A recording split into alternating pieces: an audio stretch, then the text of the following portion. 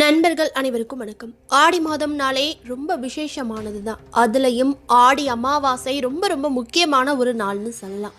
அந்த ஒரு நாளை எப்பேற்பட்டாலும் தவற விடக்கூடாது. ஆடி அமாவாசை அன்னைக்கு என்ன சிறப்பு இருக்குது, அன்னைக்கு என்னெல்லாம் செய்யணும், என்னெல்லாம் செய்யக்கூடாது. ஆடி அமாவாசையில் பித்ருலோகத்திலிருந்து வரும் முன்னோர்கள் நம்ம வீட்டுக்கு வருவாங்கன்னு சொல்கிறாங்களே, உண்மையா? அப்படி வர நம்ம முன்னோர்களை எப்படி வரவேற்பது, அவங்களுக்கு என்னென்ன செஞ்சால் சந்தோஷமடைஞ்சு நம்மளை வாழ்த்திட்டு போவாங்க, அதோட ஆடி அமாவாசை அன்னைக்கு எந்த பொருட்களை தானம் கொடுத்தால் என்ன பலன் கிடைக்கும் என்று ஆடி அமாவாசை பற்றிய பல ஆச்சரியமூட்டும் பயனுள்ள தகவல்களை இந்த ஒரே வீடியோவில் பார்க்க போகிறோம். ஸோ ஸ்கிப் பண்ணாமல் முழுசாக பாருங்கள். அதுக்கு முன்னாடி நீங்கள் இன்னும் நம்ம சேனலை சப்ஸ்கிரைப் பண்ணலைன்னா உடனே சப்ஸ்கிரைப் பண்ணிவிடுங்க. வாங்க இப்போ வீடியோக்குள்ளே போகலாம். ஆடி அமாவாசை முன்னோர்களை வணங்க ஒரு மிக சிறப்பான நாள். தட்சிணாயன புண்ணிய காலத்தில் வரும் ஆடி அமாவாசை பித்ரு தர்ப்பணத்திற்கு மிகவும் விசேஷமான நாள்னு சொல்லுவாங்க. இந்த 2024ஆம் ஆண்டு ஆடி அமாவாசை திதி ஆகஸ்ட் 3ஆம் தேதி மாலை 3:50 மணிக்கு தொடங்கி ஆகஸ்ட் 4ஆம் தேதி மாலை 4:42 மணியோட முடிவடையுது. எப்பவுமே சூரிய உதயத்திற்கு பிறகு வரும் திதியை தான் கணக்கில் எடுத்துக்கணும். அதன்படி ஆகஸ்ட் 4ஆம் தேதி தான் ஆடி அமாவாசை. அன்று பகல் 12 மணி முதல் 1:30 மணி வரை யமகண்டம் இருக்கதால முன்னோர்களுக்கு இலை போட்டு படையல் போடும் வழக்கம் இருக்கவங்க பகல் 1:30 மணிக்கு பிறகு படையல் போட்டு வழிபடுவது தான் சிறப்பானது. காகத்திற்கு சாதம் வைப்பதும் பகல் 1:30 மணிக்கு பிறகு வைப்பது நல்லது. பித்ருலோகத்திலிருந்து நம்மை காண வரப்போகும் நம்முடைய முன்னோர்களை எப்படி வரவேற்கிறதுன்னு தெரிஞ்சுக்கலாம். ஒரு மனிதன் தன்னுடைய வாழ்வில் 5 பேரை காக்க வேண்டும் என்று வள்ளுவர் அவர் எழுதிய திருக்குறள்ல கூறியிருக்காரு. தென்புலத்தார் தெய்வம், விருந்தினன், உறவினர்கள், தன் குடும்பம் ஆகிய 5வரையும் ஒரு மனிதன் வாழ்நாளில் காக்க வேண்டும். இந்த 5 பேர்ல முதலாவதாக திருவள்ளுவர் குறிப்பிடுவது தென்புலத்தார் எனப்படும் பித்ருக்களையே. அமாவாசைங்கிறது மிகச்சிறந்த நாள், முழுமை பெற்ற நாள். அதனால நல்ல காரியங்கள் எல்லாத்தையும் எள்ளும் தண்ணீரும் கொடுத்த பிறகே செய்யலாம்னு முன்னோர்கள் கூறியிருக்காங்க. நம் முன்னோர்களுக்கு இன்றைய தினம் எள்ளும் தண்ணீரும் கொடுத்து தர்ப்பணம் செய்யணும். எள்ளும் தண்ணீரும் பித்ருக்களுக்கு ரொம்ப பிடித்தமான ஒரு பொருளாம். ஆடி முதல் மார்கழி வரை உள்ள காலத்தில் நம்முடைய முன்னோர்களான பித்ருக்கள் நம்மளை பார்க்கறதுக்காக பூலோகத்துக்கு இறங்கி வருவாங்களாம். அவங்க பித்ருலோகத்திலிருந்து புறப்படும் நாள் தான் ஆடி அமாவாசை. நம் முன்னோர்களை என்றும் மறக்காமல் அவங்கள என்றுமே நாம் நினைவில் வைத்திருக்கிறோம் என்பதை தெரிவிக்கிறது போலவும், முன்னோர்கள் பூமிக்கு வரும்போது அவங்களுக்கு அழைப்பு விடுப்பது போலவும் ஆடி அமாவாசை என்று அவர்களுக்கு தர்ப்பணம் கொடுக்கணும்னு சாஸ்திரத்துல சொல்லியிருக்காங்க. பித்ருலோகத்திலிருந்து வந்த நம் முன்னோர்கள் திரும்பவும் பித்ருலோகத்துக்கே செல்லும் நாள் தான் தை அமாவாசை. நம்முடன் வந்து 6 மாத காலம் தங்கியிருந்த முன்னோர்களை வழியனுப்பும் விதமாக தர்ப்பணம் கொடுக்கலாம். சூரியனும் சந்திரனும் ஆடி அமாவாசை நாளன்று தன்னுடைய சொந்த வீடான கடகராசியில் தாய்க்காரகன் சந்திரன், தந்தைக்காரகன் சூரியனோடு இணைந்திருப்பாரா. சூரியனும் சந்திரனும் சேர்ந்திருக்கும் நாள் தான் அமாவாசை. சந்திரன் தேய்பிறை நிலையிலிருந்து விடுபட்டு வளர்பிறை நிலைக்கு செல்லும் ஒரு நாள். அமாவாசை தினமன்று முன்னோர்களையும் தாய் தந்தையர்களையும் யார் வழிபடுறாங்களோ அவங்களோட பிள்ளைகளுக்கும் தலைமுறைக்கும் முன்னோர்களின் ஆசை முழுமையாக கிடைக்குமா. அமாவாசை நாளில் தான் சந்திரன் சந்தோஷமாயிருப்பாரா. மனோகாரகன் சந்திரன் சந்தோஷமடைந்தால் நம்முடைய மனதும் சந்தோஷமாயிருக்குமா. மகிழ்ச்சியான மனதுடன் நாம் செய்யும் செயல்கள் எல்லாமே நிச்சயம் வெற்றி பெறுமா. சந்திர பகவானே மகிழ்ச்சியுடன் இருக்கும் இந்த நாள்ல நம்ம செய்யக்கூடிய தர்ப்பணங்கள் நம் பித்ருக்களுக்கு அதிக மகிழ்ச்சியை தருமா. அதனாலதான் அமாவாசை தினம் பித்ரு தர்ப்பணத்திற்கு உரிய நாளாக கூறியிருக்காங்க. முன்னோர்களுக்கு நாம் செய்யக்கூடிய இந்த தர்ப்பண காரியங்களை தவறாமல் தொடர்ந்து செஞ்சுட்டு வந்தா நமக்கு அனைத்து வளங்களும் கிடைக்கும், மகிழ்ச்சியான வாழ்க்கை அமையும். அமாவாசை தினத்தில் நம்மோட வீட்டை சுத்தம் பண்ணி வீட்டில் விளக்கேற்றி நம்மை காண வரும் முன்னோர்களுக்கு எள்ளும் தண்ணீரும் கொடுத்து வரவேற்பதன் மூலம் அவங்க மனம் மகிழ்ந்து ஆசி வழங்குவாங்களாம். பித்ரு சாபம் இருக்கிற ஒரு வீட்டில் நல்ல நிகழ்ச்சிகள் தள்ளி போகும், தீராத நோய், மனவேதனை, கடன் பிரச்சனை, குழந்தை பிறப்பது தள்ளி போவது உள்ளிட்ட பல பிரச்சனைகள் ஏற்படும். அமாவாசை என்று மறக்காமல் முன்னோர்களுக்கு தர்ப்பணம் கொடுத்து படையலிட்டு தியானம் செய்தால் பித்ரு தோஷம் நீங்கும். இதனால நம்முடைய முன்னோர்கள் மனமகிழ்ந்து நம்ம ஆசீர்வாதம் செய்வாங்க. ஜாதகத்தில் நம்முடைய பாக்கியஸ்தானம் பலப்படும். இதனால வீட்டில் உள்ள எல்லா பிரச்சனைகளும் நீங்கும். பித்ரு தர்ப்பணங்கள் வீட்டில் செய்வது ரொம்பவே நல்லதுனாலும் நதிக்கரை, குளக்கரை, கடற்கரைகளில் செய்வது இன்னும் அதிக சிறப்பான பலன்களை பெற்றுத்தரும். குளக்கரை அல்லது நதிக்கரைகளில் செய்யும் போது அங்க இருக்க நீரை உபயோகப்படுத்திக்கலாம். கடற்கரையில் செய்யும் பொழுது மட்டும் கடலில் உள்ள உப்பு நீரை எடுத்து பித்ருக்களுக்கு தர்ப்பணம் செய்யக்கூடாது. வீட்டில் இருந்து சுத்தமான நீரை எடுத்துட்டு போய் அதுல தர்ப்பணம் செய்யறது நல்லது. பொதுவாக குழந்தை பிறந்த தீட்டு அல்லது உறவினர் யாராச்சும் இறந்து போயிருந்தாங்க அப்படின்னா அந்த நேரத்தில் அமாவாசை தர்ப்பணம் செய்யக்கூடாது. ஆனால் இந்த விதி சூரிய சந்திர கிரகணங்களுக்கு பொருந்தாது. முன்னோர்களுக்கு தர்ப்பணம் கொடுக்கும்போது சுத்தமான இடத்தில் தரையில் தர்ப்பம் வைத்து செய்வது விசேஷம். இது நதிக்கரையில், குளக்கரையில் சாத்தியம். வீடுகளில் செய்யும் பொழுது ஒரு பித்தளை அல்லது செப்பு தட்டு வைத்து அதில் தர்ப்பம் வைத்து தர்ப்பணம் செய்வது நன்மைகளை தரும். இப்படி நம்ம பித்ருக்களுக்கான கடன்களை செய்யும் போது நமக்கு புகழும், நீண்ட ஆயுளும், பொருளாதார வளர்ச்சியும், சொர்க்கமும் உண்டாகும். சத்ருக்களை வெல்வதற்கான சக்தி கிடைக்கும். நம்முடைய குலம் விருத்தியடையும். தகப்பனார் மற்றும் தாத்தா ஆகியோர் நம்பிக்கை இல்லாமலோ அலட்சியத்தாலோ தர்ப்பணம் செய்யாம இருந்தாங்கன்னா அவங்களோட வாரிசு மகன்கள் அமாவாசை தர்ப்பணத்தை செய்யறதுல எந்த பலனும் கிடையாது. அதே நேரத்தில் ஆரோக்கிய குறைவு காரணமாக, வேறு அசௌகரியத்தின் காரணமாக தர்ப்பணம் செய்யாம விடுபட்டிருந்தால் அவர்களிடமிருந்து தர்பையை கொடுத்து வாங்கி சங்கல்பம் செய்து மகன்கள் தர்ப்பணத்தை செய்யலாம். தீராத தொல்லை, காரியங்களில் தடை, சுப நிகழ்ச்சிகளில் தடை என்று கண்ணாலும் அறிவாலும் அறிய முடியாத தடைகள் வாழ்க்கையில ஏற்படும் போது நாம் நம்முடைய ஜாதகங்களோடு ஜோதிடரை அணுகி அதற்கான காரணங்களை தெரிஞ்சுக்க நினைப்போம். அப்படி ஜோதிடர்களை நம்ம பார்க்கும்போது ஜோதிடர்கள் சொல்லும் பதில் தீர்வு ரெண்டா இருக்கும். ஒன்று குலதெய்வ வழிபாடு, மற்றொன்று பித்ரு வழிபாடு. ஒரு ஜாதகத்தில் பித்ரு தோஷம் இருந்தால் அதை தெரிஞ்சுக்கிட்டு அதற்குரிய பரிகாரங்களை செய்யணும்.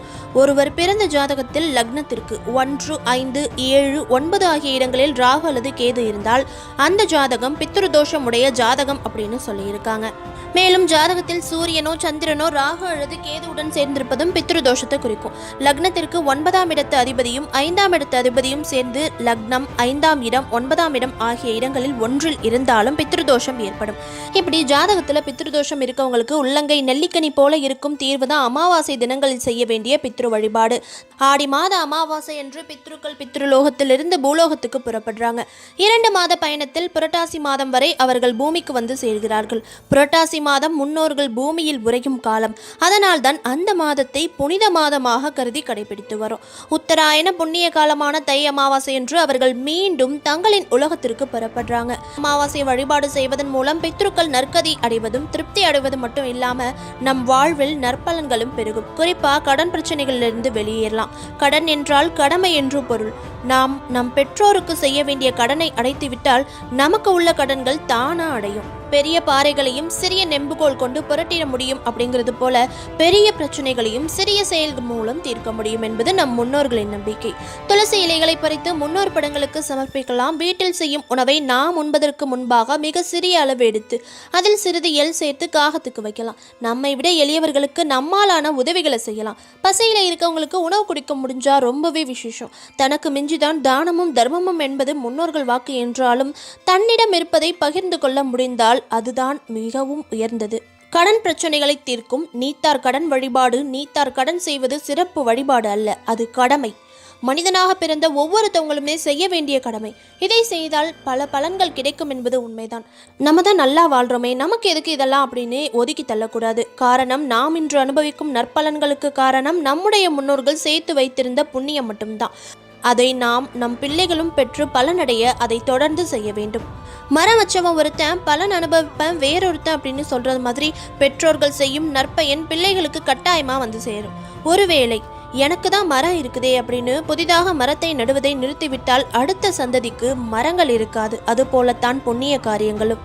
இந்த பித்ரு வழிபாடு செய்ய உகந்த புண்ணிய ஸ்தலங்கள் ராமேஸ்வரம், திலதர்ப்பணபுரி, திருப்புல்லானி, திருவள்ளூர், ஸ்ரீரங்கம் அம்மா மண்டபம், திருவெண்காடு, திருவாரூர் விளமல் பதஞ்சலி மனோகரர் கோவில், கருங்குளம், அகரம், பவானி கூடுதுறை, திருப்புள்ளம் பூதங்குடி, திருக்கண்ணபுரம் என்று தமிழகம் எங்கும் பல்வேறு திருத்தலங்களில் தை அமாவாசை வழிபாடுகள் சிறப்பாக நடைபெறும். இங்கு போக முடியாதவங்க பக்கத்தில் உள்ள நீர்நிலைகளுக்கு சென்று இந்த வழிபாட்டை செய்து பலன் பெறலாம். எல் தானம். எல்லுங்கிறத வடமொழியில் திலம்னு சொல்லுவாங்க. திலம் அப்படின்னா விஷ்ணுவிலிருந்து விஷ்ணு பகவானின் அம்சமாக தோன்றியது எல். திலம் என்று சொல்லப்படும் எல்லை தானமாக கொடுத்தாலே சகல பாவங்களும் நீங்கிடுங்கிறது நம்பிக்கையாயிருந்து வருது. தானம் கொடுப்பது ஒவ்வொரு மனுஷனும் செய்ய வேண்டிய ஒரு நல்ல விஷயம். சில வகை தானங்கள் செய்யும் போது பல தலைமுறைகளுக்கு நன்மை கொடுக்குங்கிறது நம்ம இந்து மத நம்பிக்கையா இருக்கு. நம்முடைய முன்னோர்களால் தானம் என்றால் சுப காரியங்கள் செய்யும் போது கொடுக்கக்கூடிய தானங்கள், அசுப காரியங்கள் செய்யும் போது கொடுக்கக்கூடிய தானங்கள் என்று வரையறையோடு தானம் செய்யப்பட்டது. ஆடி அமாவாசை, சிரார்த்தம், கிரகணம் போன்ற விசேஷ நாட்களில் தானத்திற்கு அதிக முக்கியத்துவம் கொடுக்கப்படுது. அந்த வரிசையில் இந்த 2022ஆம் ஆண்டின் ஆடி அமாவாசை வர 28ஆம் தேதி வருது. அந்த நாட்களில் ஏழைகளுக்கு உணவு, ஆடை மற்றும் பசுக்களை தானம் செய்வது மிகவும் சிறப்பு வாய்ந்ததா இருக்கும். அதனால ஆடி அமாவாசை நாளில் நீங்க எந்த பொருளை தானம் செஞ்சாலும் உங்களுடைய வாழ்க்கை பிரகாசிக்கும். தானத்தில் சிறந்த தானம் அன்னதானம். பித்ருக்களுக்கு திதி கொடுக்கும் பொழுது அன்னதானம் செய்தால் தீராத வினையெல்லாம் தீருமா, பித்ருக்களின் முழு ஆசிர்வாதமும் கிடைக்குமா, தானியங்களை தானம் செய்வதால் லக்ஷ்மி மற்றும் அன்னை அன்னபூரணியோட ஆசிகள் கிடைக்குமா, அனைத்து விருப்பங்களும் நிறைவேறுங்கிறது ஐதீகமாக இருக்கு. ஒருவேளை உங்களால் அன்னதானம் செய்ய முடியல அப்படின்னா உங்களால் முடிஞ்ச அளவுக்கு ஹோட்டல்ல டோக்கன் வாங்கி பசியில் தவிக்கும் ஏழைகளுக்கு கொடுத்து உதவுங்க. உப்பை தானம் செய்வது வீட்டில் லக்ஷ்மி கடாட்சம் நிலைத்து நிற்கும்னு சொல்லப்பட்டிருக்கு. சாதத்தில் உப்பு சேர்த்து வடித்திருந்தால் உப்பு சேர்த்த அந்த சாதத்தை நம்முடைய வீட்டுக்கு பசைன்னு வரவங்களுக்கு கொடுத்து மகிழலாம். இதனால பூர்வ ஜென்மத்தில் ஒருவர் தெரிந்தோ தெரியாமலோ செய்த அனைத்து பாவங்களும் விலகும். அமாவாசை நாளில் உப்பு தானம் செய்வதால் பலன்கள் பன்மடங்காகும். இந்து தர்மத்தில் கோதானம் என்னும் பசுதானம் மிகவும் முக்கியத்துவம் வாய்ந்ததா இருக்கு. பித்ரு சாப நிவர்த்தி, வீட்டில் உள்ள எல்லா தோஷங்களையும் விலக்கி வைக்குமா. எந்த ஒரு சுப திதியிலும் பசுவை தானம் செய்வது 7 ஜென்மத்தில் செய்த பாவங்களும் நீங்குமா. அது மட்டும் இல்லாம பித்ருக்களோட ஆசீர்வாதம் பரிபூரணமாக கிடைக்குமா. தாய்க்கு இணையாக இருக்கும் பசுவினை போற்று வணங்குபவர்களுக்கு கிடைக்கக்கூடிய நன்மைகள் ஏராளமா இருக்கும். வறுமையின் பிடியில் சிக்கி தவிப்போருக்கு புதிய சுத்தமான ஆடைகளை தானம் செய்வதால் சிறந்த பலன் கிடைக்குமா. இதனால ஆயுள் விருத்தி, குழந்தைகள் சிறு வயதில் இறந்து போறது தடுக்கப்படும். கண்டாதி தோஷமும் விலகுமா. உங்களுடைய பணியில் இருந்து வரும் தடைகள் அனைத்தும் நீங்குமா. அமாவாசை நாளில் ஆடை தானம் செய்வதால் வாழ்வில் வேண்டிய எல்லா பலன்களும் உடனடியாக கிடைக்குமா. ஜோதிட சாஸ்திரப்படி நெய் தானம் அதிக முக்கியத்துவம் வாய்ந்ததா கருதப்படுது. நோய் தொல்லையால் அவதிப்படுறவங்க வெண்கல கிண்ணத்தில் சுத்தமான நெய் தானம் செய்யணும். அப்படி செஞ்சுட்டு வந்தா சகல விதமான நோய்களும் நீங்குங்கிறது ஐதீகம். இது குடும்ப உறுப்பினர்களின் முன்னேற்றத்திற்கு வழிவகுக்குமா. எந்த ஒரு தானத்தை நம்ம செய்யும் போதும் நம்முடைய மனதில் துளி அளவு கூட சஞ்சலம் இருக்கக்கூடாது. இந்த தானத்தை செய்யறது மூலமா நமக்கு நன்மை மட்டும்தான் நடக்கும்னு உறுதியா நம்பிட்டு தான் தானம் செய்யணும். அதோட பலன் உங்களுக்கு இரட்டிப்பா கண்டிப்பா கிடைக்கும். எப்பவுமே நம்ம சாப்பிடுறதுக்கு முன்னாடி ஒரு பிடி உணவாச்சும் காகத்திற்கு நம்ம வைக்கணும்னு நம்ம முன்னோர்கள் சொல்லியிருப்பாங்க. அது எதனாலன்னு தெரிஞ்சுக்கலாம். நம்முடைய முன்னோர்கள் இறந்த பிறகு அவர்களுடைய ஆன்மாக்கள் அவங்க வாழ்ந்த குடும்பத்தை காண வசித்த இடத்தை தேடி வருமா. அப்படி அந்த ஆன்மாக்கள் வரும்போது நேரடியாக வராமல் காகத்தின் ரூபத்தில் வருவதா சொல்லப்படுது. நம்ம முன்னோர்களை நினைச்சு தினமும் ஒரு பிடி சாதம் காக்கைக்கு வைக்க வேண்டுமா. அப்படி முடியலைனா கூட அமாவாசை, மகாலய அமாவாசை, தை அமாவாசை போன்ற நாட்களில் முன்னோர்களோட பெயர்களை சொல்லி அவர்களுக்கு எள்ளு தண்ணியும் திதியும் கொடுக்கணும். அப்பதான் அந்த முன்னோர்களின் மனம் குளிர்வதோடு வயிறும் குளிர்ந்து நமக்கு ஆசி வழங்குவாங்களாம். நம் முன்னோர்களோட ஆசை இருந்தால் மட்டும்தான் நம்முடைய வாழ்க்கை முன்னேற்றம் அடைந்து அமைதியாகவும் சந்தோஷமாகவும் நிம்மதியாகவும் வாழ முடியுமா. அதனால முன்னோர்களுக்கு நன்றி தெரிவிக்கும் விதமா காகத்திற்கு தினமும் சாப்பாடு வைக்கணுங்கிற பழக்கத்தை நம்ம முன்னோர்கள் ஏற்படுத்தி இருக்காங்க. காகத்திற்கு உணவு வைக்கும் பழக்கத்தினால் கணவன் மனைவி ஒற்றுமை வளர்ந்து குடும்பத்தில் எப்பவுமே அமைதி நிலைக்குமா. அடுத்து காகத்திற்கு உணவு வைப்பதன் மூலம் கிடைக்கும் நன்மைகள் என்னென்னு தெரிஞ்சுக்கலாம். காக்கையிடம் உள்ள தந்திரம் வேறு எந்த பறவைகளிடமும் காண முடியாதுன்னு சொல்வாங்க. காகம் சனீஸ்வரனோட வாகனம்ங்கிறதால காகத்திற்கு உணவு வைப்பதன் மூலம் சனி பகவானின் கெடு பலன்களிலிருந்து நம்ம விடுபடலாம். 7.5 சனி நடைபெறும் காலங்கள்ல காகத்திற்கு எல் கலந்த சாதம் வைக்கிறது மூலமா 7.5 சனியின் தாக்கம் குறையும்னு சொல்லியிருக்காங்க. அதே மாதிரி யமதர்மராஜனும் காக்கை வடிவம் எடுத்து மனிதர்கள் வாழும் இடம் சென்று அவங்களோட நிலைமையை பற்றி தெரிஞ்சுக்கிட்டு வருவாராம். அதனால காக்கைக்கு உணவளித்தால் யமனும் மகிழ்ச்சி அடைவாராம். யமனும் சனியும் சகோதரர்கள். அதனால காக்கைக்கு உணவளிப்பதன் மூலம் 2 பேருமே ஒரே சமயத்துல திருப்தி அடைவாங்க. தந்திரமான குணம் கொண்ட காகம் யாராச்சும் விருந்தாடி வராங்க அப்படின்னாலும் நல்ல செய்தி வருதா இருந்தாலும் முன்கூட்டியே நம்ம வீட்டு முன்னாடி நின்று காக்கா என்று பல முறை குரல் கொடுக்கும். இந்த பழக்கம் இன்றும் இருக்கு. காலையில நம்ம எந்திரிக்கிறதுக்கு முன்னாடி காகத்தோட சத்தம் கேட்டால் நினைத்த காரியம் வெற்றி பெறுமா. நம்ம பக்கத்துல இல்லைன்னா வீட்டு வாசலை நோக்கி காகங்கள் கரைந்தால் நல்ல பலன்கள் உண்டாகுமா. வீடு தேடி காகங்கள் வந்து கரைந்தால் அந்த காகத்திற்கு நம்ம உடனடியா சாப்பாடு வைக்கணும். அதனால காக்கை வழிபாடு செய்வதால் சனி பகவான், யமன் மற்றும் முன்னோர்களின் ஆசிர்வாதத்தினை ஒரு சேர பெற்று மகிழ்வுடன் வாழலாம்னு சொல்லியிருக்காங்க. அதே மாதிரி இப்ப நம்ம காகத்திற்கு சாப்பாடு வைக்கிறோம் அப்படின்னா அந்த காகங்கள் அந்த உணவை சாப்பிடுவதோடு மட்டும் இல்லாமல் வீட்டை சுற்று வட்டாரத்தில் ஏதேனும் பூச்சிகள் இறந்து கிடந்தால் அந்த பூச்சியையும் உண்டு அவற்றை அப்புறப்படுத்தவும் செய்து. இதனால நோய் கிருமிகள் நம்மளை தாக்காம இருக்க உதவுது. காகத்திற்கு உணவளிக்கும் பொழுது காகமானது தன்னோட கூட்டத்தையே அழைத்து உணவை பகிர்ந்து சாப்பிடும். இதை பார்க்கும்போது நம்மளும் ஒற்றுமையா இருக்கணுங்கிற எண்ணத்தையும் தத்துவத்தையும் நமக்கு உணர்த்தது. காகத்திற்கு உணவு வைப்பதன் மூலம் முன்னோர்களின் ஆசி பரிபூரணமாக கிடைப்பதோடு சுற்றுப்புறமும் சுகாதாரமா இருக்கும். சனி பகவானின் அருளும் முழுமையா நமக்கு கிடைக்கும். அடுத்து காக்கை இனத்திற்கு மட்டுமே உள்ள பொதுவான சில அதிசய குணங்களை பற்றி தெரிஞ்சுக்கலாம். அதிகாலையில் எழுந்து கரைதல், உணவை உடனே உண்ணாமல் தன் கூட்டத்தினரை அழைத்து பகிர்ந்து உண்ணுதல், பிறர் காணாத வகையில் ஜோடி சேர்தல், மாலையில் குளித்தல், ஏதாவது ஒரு காகம் இறந்துவிட்டால் அனைத்து காகங்களும் ஒன்று கூடி கரைதல். இதுல ஒரு காகம் இறந்துட்டா அனைத்து காகங்களும் கூடி நின்று கரைதல்ங்கிறது அஞ்சலி செலுத்துவதற்கு சமமாகவே கருதப்படுது. தினமும் காலையில் காகத்திற்கு சாதம் வைத்து வந்தால் வாழ்வில் திடீரென்று நடக்கும் அசம்பாவிதங்கள், விபத்துகள், வீண் பழி போன்றவை உங்களை நெருங்காது. செய்வினை கோளாறுகள் வீட்டு பக்கமே வராதாம். தீராத கடன் தொல்லைகள் தள்ளி போகும். புத்திர பாக்கியம்னு மிக முக்கியமான பலன்களையும் உங்களுடைய நியாயமான கோரிக்கைகளையும் தங்கு தடையின்றி நிறைவேற்றுவதில் மிக முக்கிய பங்கு வகிப்பது முன்னோர்கள் வழிபாடுதான். இது உங்களோட உள்ளுணர்வால் ஏற்படுதா இல்ல உண்மையிலேயே பித்ருக்களின் ஆசையாங்கிறது ஒரு அதிசயமா தான் இருக்கு. அதனால காகத்திற்கு உணவு வைப்பதை ஒரு வழக்கமா வச்சுக்கோங்க. உங்கள் முன்னோர்களுக்கே நீங்கள் உணவிடும் புண்ணியம்ங்கிற அபரிமிதமான சக்தியை உங்களுக்கு அளிக்கவல்ல அற்புதமான ஜீவராசி தான் காகம். குடும்ப ஒற்றுமை நிலைக்க வேண்டும்னு நினைக்கிற சுமங்கலி பெண்கள் காகங்களை வழிபடுவது நல்லது. தன் உடன் பிறந்தவர்கள் ஆரோக்கியமாகவும் மகிழ்ச்சியாகவும் தங்களிடம் பாசம் உள்ளவர்களாக இருக்க சில பெண்கள் காணுப்பிடி பூஜையை செய்வாங்க. அந்த பூஜை எப்படின்னா, திறந்த வெளியில் தரையை தூய்மையாக மெழுகி கோலம் போட்டு அந்த இடத்துல வாழை இலைய பரப்பி அதில் வண்ண வண்ண சித்திர அன்னங்களை 5, 7, 9ங்கிற கணக்கில் கைப்பிடி அளவு எடுத்து வச்சு காக்கைகளை காக்கான்னு சொல்லி குரல் கொடுத்து கூப்பிடுவாங்க.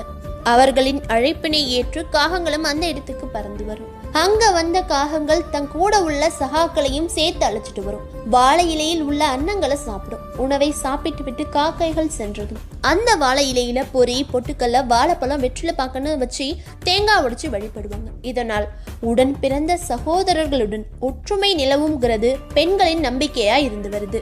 காக்கைகளில் நூபூரம், பரிமளம், மணிக்காக்கை, அன்னங்காக்கைன்னு சில வகை காக்கைகள் இருக்கு. காகங்களை ஒரு உயர்ந்த ஒழுக்க நெறி கொண்ட பறவைன்னு சொல்லுவாங்க. கற்புக்கு உதாரணமாக காகத்தை சொல்வாங்க. எதனாலன்னு, எப்பவுமே காகங்கள் தன் ஜோடியுடன் மட்டும் தான் இனம் சேருமா. அதே மாதிரி காகங்களை கூச்ச சுபாவம் கொண்ட பறவைகள்னு சொல்லியிருக்காங்க. எதனாலன்னா, மனிதர்கள் விலங்குகள் மாதிரி பொது இடத்துல காதல்ங்கிற பெயர்ல முகம் சுளிக்கும் வகையில் தன்னுடைய அன்பை வெளிப்படுத்தாமல் யாருக்கும் தெரியாமல் தான் காகங்கள் அன்பை வெளிப்படுத்துமா. மனிதர்கள் விலங்குகள் குளிக்கிறாங்களோ இல்லையோ, காகங்கள் தினமும் மாலையில் நீர்நிலைகளில் குளித்துவிட்டு தான் தன்னுடைய கூட்டிற்கு செல்லுமா. உணவை ஒருபோதும் காகங்கள் தனியா சாப்பிடாது. சுயநலம்ங்கிறதே கொஞ்சம் கூட காகங்கள் கிட்டே இருக்காது. கொஞ்சோண்டு உணவு கிடைச்சா கூட அதை கரைந்து தன் சகாக்களையும் அழைத்து பகிர்ந்து சாப்பிடும் சிறந்த குணம் காகங்களுக்கு மட்டும்தான் உண்டு. அது மட்டும் இல்லாம காகங்கள் மிகச்சிறந்த தாயினும் சொல்லியிருக்காங்க. காக்கைக்கு இது தன்னோட முட்டை இல்லைன்னு தெரிஞ்சாலும் குயிலின் முட்டையை அடைக்காத்து குயிலின் குஞ்சுக்கும் தன்னுடைய குஞ்சு போலவே பறக்கும் வரை உணவளித்து பராமரிக்கும். உலகில் மிகச்சிறந்த மாற்றான் தாய்னா அது காகம்தான்னு சொல்லுவாங்க.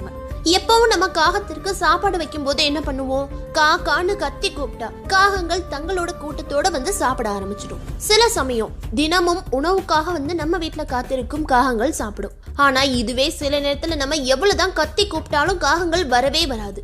தினமும் வர காகங்கள் கூட சாப்பாட்டை சாப்பிடாம அப்படியே நிற்கும், இல்லைன்னா திரும்பி போயிடும். அப்படி நீங்கள் உங்களுடைய பித்ருக்களாக நினைக்கும் காகங்கள் நீங்க வைக்கிற உணவை சாப்பிடாம இருந்தா அதற்கு என்ன அர்த்தம்னு தெரிஞ்சுக்கலாம். சாதாரணமா தினமும் காகத்திற்கு சாப்பாடு வைக்கும் பழக்கம் இருக்கிறவங்க காகங்கள் சாப்பிடாம போறத பெருசா எடுத்துக்க மாட்டாங்க. அதுக்கு பிடிக்கல போலன்னு ஈஸியா கடந்து போயிடுவாங்க. இதுவே ஏதோ ஒரு பரிகாரத்திற்காகவோ அல்லது பித்ருக்களான முன்னோர்களுக்காகவோ சாப்பாடு வைக்கிறவங்க அந்த நேரத்துல அந்த காகம் உணவை சாப்பிடாம போயிட்டா நல்லபடியா தானே விரதம் இருந்து எச்சில் படாம உணவை சமைச்சு காகத்திற்கு சாப்பாடு வச்சோம், எதனால இந்த காகம் சாப்பிடல, நம்ம எதுவும் தவறு செஞ்சுட்டோமோன்னு அதையே நினைச்சு ஒரு பயத்தோடையே மனசு கஷ்டப்பட்டுக்கிட்டே இருப்பாங்க. அப்படி காகங்கள் சாப்பிடாம போகும்போது என்ன பரிகாரம் செய்தால் காகம் மீண்டும் வந்து சாப்பிடும்னு தெரிஞ்சுக்கலாம். பித்ருக்களாக நம்ம நினைச்சு சாப்பாடு வைக்கிற காகங்கள் நம்மளோட சாப்பாடை எடுக்காம போகுது அப்படின்னா நம்ம முன்னோர்கள் நம்ம மீது அதிக கோபத்துல இருக்காங்கன்னு அர்த்தமா. அதாவது நீங்கள் வழக்கமாக முறையாக உங்களுடைய பித்ருக்களுக்கு திதி கொடுக்குறீங்களான்னு ஒரு நிமிஷம் யோசிச்சு பாருங்க. அப்படி நீங்க கொடுக்கலன்னா அதனால கூட உங்க மீது கோபமா இருக்கலாம். உங்க வீட்டுல இறந்து போன முன்னோர்களான பித்ருக்களுக்கு திதி கொடுப்பதுங்கிறது ரொம்ப முக்கியமான ஒரு விஷயம். சிலருக்கு முன்னோர்களின் இறந்த தேதி தெரியாமல் இருக்கும், அதனால கூட சிலர் திதி கொடுக்காம இருப்பாங்க. இறந்த தேதி மறந்து போனா கூட பரவாயில்ல. புரட்டாசி, தை, ஆடி அமாவாசை இந்த 3 அமாவாசை நாட்களில் பித்ருக்களை நினைத்து வழிபட்டு அவர்களுக்கு கொடுக்க வேண்டிய திதியை நம்ம கொடுத்துட்டு வரலாம். அப்படி நீங்க திதி கொடுக்க தவறினால் கூட காகங்கள் நம்ம வைக்கிற சாப்பாட்டை ஏத்துக்காதான். அடுத்து நம்மள நிறைய பேருக்கு நம்மளுடைய குலதெய்வம் எதுனே தெரியாம இருக்கும். நம்ம செய்யற எல்லா பாவங்களையும் விட குலதெய்வங்களை மறக்கும் பாவம் தான் அதிக கொடுமையானதுன்னு சொல்லியிருக்காங்க. அந்த பாவத்தை ஒருபோதும் குலதெய்வமும் மற்ற தெய்வங்களும் மன்னிக்காதான். அதனால முதலில் உங்கள் குலதெய்வத்திற்கு தேவையான பரிகாரங்களை செய்யுங்க. உங்க குலதெய்வம் கோயிலுக்கு போயிட்டு வாங்க. தொடர்ந்து 11 நாட்களுக்கு நல்லெண்ணெயில் தீபம் ஏற்றி இதுவரை உன்னை வந்து பார்க்காமல் தவறு செய்து விட்டேன், என்னை மன்னிச்சுடுன்னு மனசார வேண்டிக்கோங்க. இந்த பரிகாரங்களை எல்லாம் முறையாக செஞ்சு முடிச்சுட்டு வந்து பித்ருக்களான காகங்களுக்கு சாப்பாடு வச்சு பாருங்க. உடனே அந்த காகங்கள் நீங்க வைக்கிற சாப்பாடை வந்து சாப்பிட ஆரம்பிச்சிடும். சங்க இலக்கிய நூல்களில் உலக மக்கள் காகத்திடமிருந்து கற்றுக்கொள்ள வேண்டிய 6 விஷயங்களை தமிழ் புலவர்கள் ரொம்பவே அழகா எடுத்து சொல்லியிருக்காங்க. அதிகாலையில் எழுந்திரு, பிறர் காணாமல் அன்பு செய், மாலையிலும் குளி, பிற பெண்களிடம் போகாமல் உன் மனையில் புகு, கிடைக்கும் உணவை பகிர்ந்து உண், எல்லோருடனும் பாடி பேசி மகிழ்ந்தரு. இந்த வீடியோ எப்படி இருந்துச்சு? புதுசா ஏதாவது தெரிஞ்சுக்கிட்டீங்க? உங்க வீட்டுல காக்கைகளுக்கு சாதம் வைக்கிற பழக்கம் இருக்கா இல்லையான்னு கமெண்ட் பண்ணுங்க. மேலும் இது போன்ற பல சுவாரஸ்யமான ஆன்மீக தகவல்களை உடனுக்குடன் தெரிந்து கொள்ள நம்ம டிஎன் ட்ரெண்ட் யூடியூப் சேனலை சப்ஸ்கிரைப் பண்ணுங்க. கூடவே இருக்கிற நோட்டிஃபிகேஷன் பெல் ஐக்கனை கிளிக் பண்ணி ஆல் செட் பண்ணிக்கோங்க. அப்பதான் நம்ம சேனல்ல பதிவிடுற எல்லா வீடியோஸ்க்கும் உங்களுக்கு தொடர்ந்து நோட்டிஃபிகேஷன் கிடைக்கும். மீண்டும் ஒரு நல்ல தகவல் கொண்ட வீடியோ மூலமா சந்திக்கிறோம். இப்படிக்கு TN trend admin Karthik, voice artist Swathi. நன்றி, வணக்கம்.